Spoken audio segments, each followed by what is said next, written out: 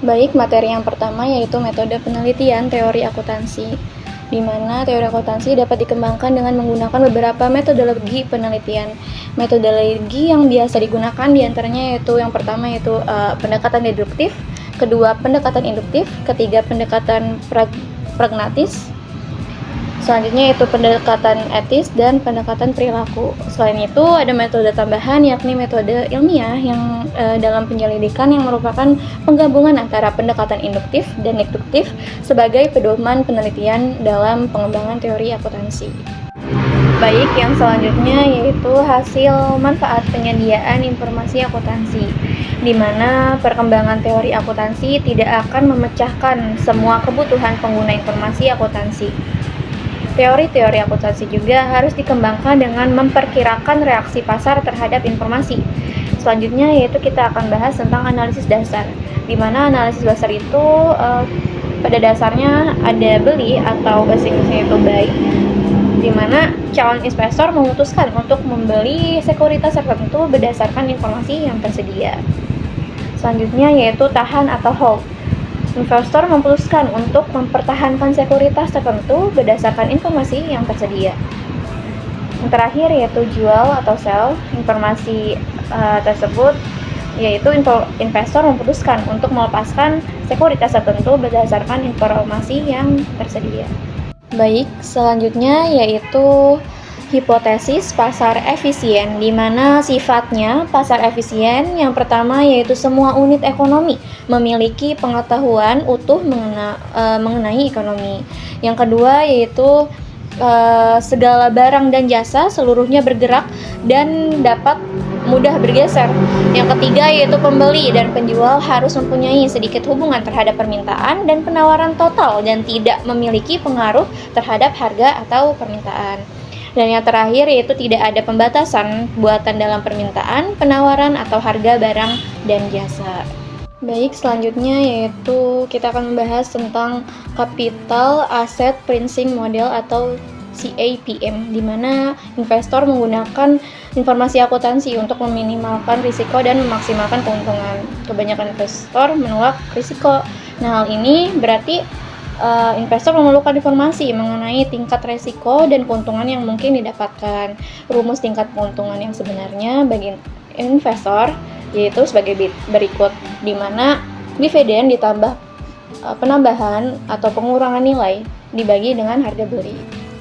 Baik, selanjutnya yaitu teori akuntansi normatif versus teori akuntansi positif, di mana teori normatif didasarkan oleh tujuan-tujuan yang dibuat tetapi tidak ada tujuan-tujuan yang dianggap baku oleh akuntan.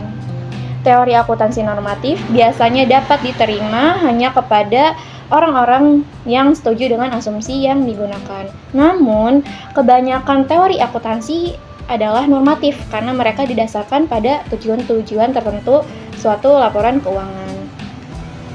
Selanjutnya yaitu teori positif.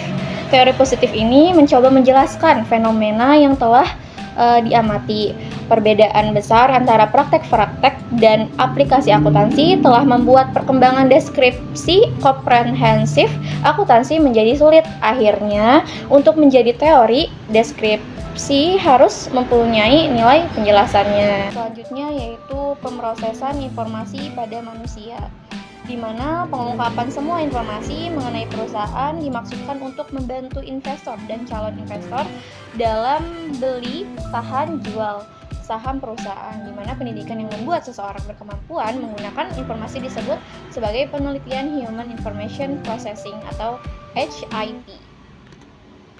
Baik, materi selanjutnya yaitu hubungan antara penelitian, pendidikan, dan praktik, di mana penelitian dibutuhkan untuk perkembangan teori yang efektif pada kebanyakan bidang ilmu. Saat meneliti, mengidentifikasikan bahwa metode yang lebih baik telah ditemukan untuk menangani situasi tertentu.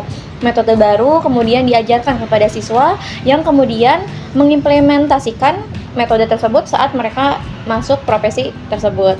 Oleh karena itu, penelitian yang dihasilkan pada pendidikan mempengaruhi praktik.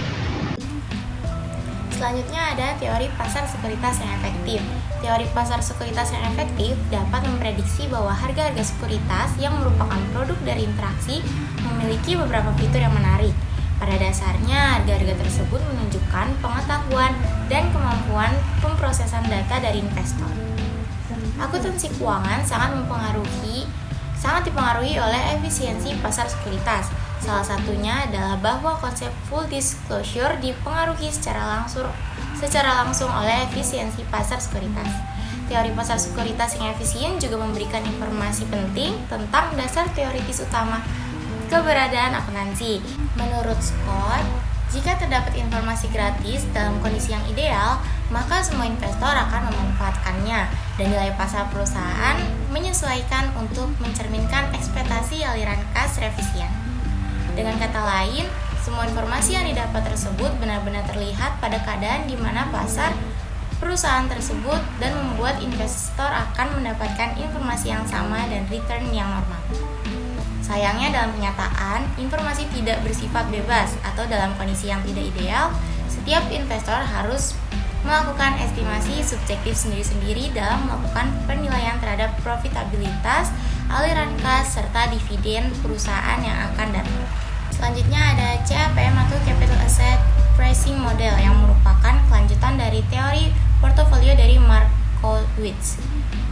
Dalam Capital Asset Pricing Model atau CAPM ini, investor juga diberikan pilihan investasi pada aset yang bebas resiko. CAPM model yang menghubungkan tingkat return yang diharapkan dari suatu aset yang beresiko dengan aset tersebut pada kondisi pasar seimbang. Di materi selanjutnya ada asumsi Capital Asset Pricing Model, di mana yang pertama, semua investor melakukan diversifikasi untuk memilih portofolio yang optimal dengan target garis efisiensi dari Markowitz. Lalu yang kedua, investor dapat meminjam dan meminjamkan sejumlah uang pada tingkat return bebas resiko.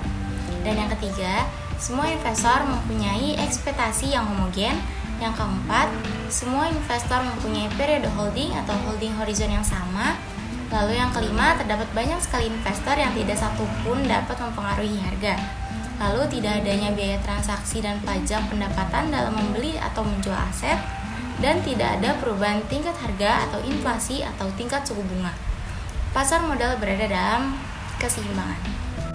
Lalu CAPM juga dikritik karena kesulitan dalam memilih apa yang menjadi proxy portofolio pasar. Beta ditentukan dengan data pergerakan harga historis. Dalam asumsinya, arbitrage pricing theory yang pertama, pasar modal yang berada dalam kondisi persaingan sempurna. Lalu yang kedua, investor bersifat risk averse. Yang ketiga, return aset dipengaruhi oleh beberapa faktor. Lalu yang terakhir, investornya bersifat homogen. Menurut teori efisiensi pasar modal, harga sekuritas akan bereaksi cepat terhadap berita.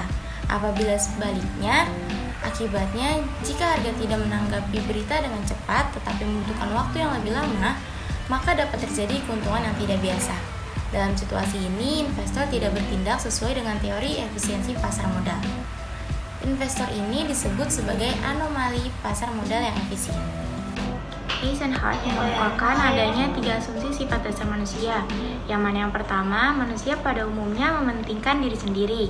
Yang kedua, manusia memiliki daya pikir terbatas mengenai persepsi masa mendatang. Lalu yang ketiga, manusia selalu menghindari resiko. Dan berdasarkan dari asumsi sifat dasar manusia tersebut, menyebabkan bahwa informasi yang dihasilkan manusia untuk manusia lain selalu dipertanyakan reliabilitasnya, dan dipertanyakan dapat dipercaya atau tidaknya informasi yang telah disampaikan.